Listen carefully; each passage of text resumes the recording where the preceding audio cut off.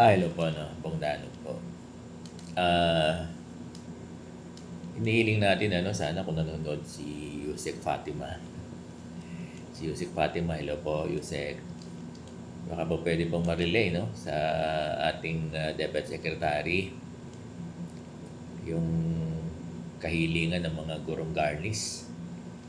Opo, tsaka yung mga nakasanla. Baka, kasi napapag-usapan din po ito ng mga principal eh. Actually, pwede namang gawin eh. Yung mga implementing unit. Tsaka yung division office. Actually po, pwede namang gawin na i-over the counter. Dun sa mga gurong garnis nakasanla para hindi pumasok sa ATM nila at hindi kuhanin nung plaintiff, no? Kasi lahat na lang po kinukuha eh. Lahat kasi binibigay ng land bank. Pati yung hindi salary, mga benepisyo, kinukuha pa rin. Nababasa ko naman po yung andito sa akin, dami kong mga binabasa ko. Kahit English, lang naman pinagbabayad lang naman yung mga guro eh. Pinagbabayad yung mga guro. Oo. Ngayon, ang observation ko, bakit yung mga sheriff pang tinuturo lang land bank. At kapag tinuro yung land bank naman bigay. Oh. Nagtataka po ako sa land bank bakit binibigay lahat eh. Pwede naman nila hindi ibigay lahat eh. Bakit hindi ituro ng land bank? Bakit hindi ka muna maghanap sa iba? Bakit land bank lang ang pinupuntirya?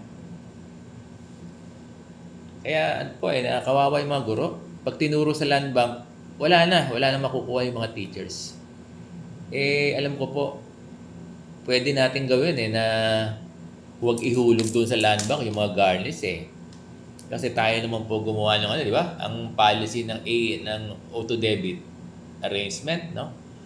Auto debit procedure natin na via bank na lahat ATM. Baka po pwede po na yung mga bonus, itong mid-year bonus, Madam Yusek, Attorney Yusek Fatima, ay may bigay na lang po ng over the counter. Actually po, pwede talagang gawin. Ako, as implementing unit, kaya lang wala lang kaming garnish dito na guro eh. Kung magkakaroon ng utos kasi yung mga garnish, napakarami po niyan eh. 100,000 all over the country, public school teachers. Kaya ang daming matutuwa. Ang daming matutulong kasi wala nang naibibigay. Kung napanood niyo po yung Kapuso Mo, Jessica Soho, no? Baka po pwedeng magkaroon ng special policy o ma-modify na yung mga garnish nakasanla o yung mga gusto, anyone, para walang sabihin, para fair. Yung mga gusto ng over the counter, kasi pwede rin naman checkehan sila eh. Kaya lang po kasi may policy tayo ng ADA eh. Kaya hindi magawa ng mga school division superintendent, ng mga principal implementing unit. Pero kung magkakaroon po ng directive ang DepEd, ang ating secretary, na po pwedeng kuhanin over the counter sa mga disbursing officer ng division or ng school, sana po may parating natin sa ating DepEd secretary. Kasi malapit na po yung mid-year bonus eh. May 15, malapit na. Maraming salamat po, Yusek.